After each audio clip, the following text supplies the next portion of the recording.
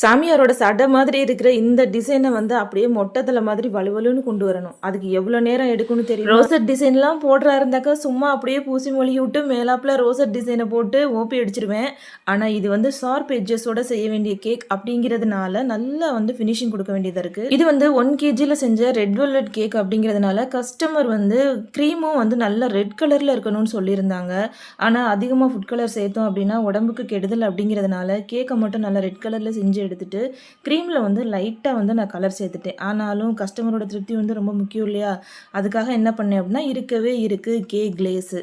அதில் வந்து red food கலரில் கலந்து பாருங்கள் அப்படியே பிளட்டு மாதிரியே இருக்குல்ல, அதை அப்படியே அப்ளை பண்ணி எடுத்துட்டேன். லைட்டாக ட்ரிப்பிங்ஸ் வர்ற மாதிரி வந்து செஞ்சு எடுத்துட்டேன். அடியில் வெறுமனே சும்மா தானே இருக்குது அப்படின்னு ஸ்கை ப்ளூ கலரில் வந்து க்ரீமை ப்ரிப்பேர் பண்ணிவிட்டு அப்படியே சுற்றி விட்டுட்டேன். ஆக்சுவலாக இது வந்து சும்மா சாப்பிட்றதுக்காக தான் அப்படிங்கிறதுனால தான் அதிக கஸ்டமைசேஷன் எதுவுமே இல்லை. அப்படி இருந்துமே ஒரு கேக் ஆர்டர் முடிக்கிறவங்களாட்டியுமே என் ரூமே வந்து குப்பைமேடாக ஆக்கி இருந்தாலும் இந்த கேக் சிவப்பாக ரொம்ப அழகாக இருக்குல்ல. 10க்கு எத்தனை மார்க் கொடுக்கலாம் அப்படிங்கிறத கமெண்ட்டில் வந்து சொல்லுங்கள். நம்மக்கிட்ட வந்து குனாஃபா சாக்லேட்டுக்கும் ப்ரௌனிக்கும் வந்து ஆஃபர் போயிட்டுருக்கு. வீடியோவோட லிங்க்கை வந்து நான் கீழே கொடுக்குறேன்.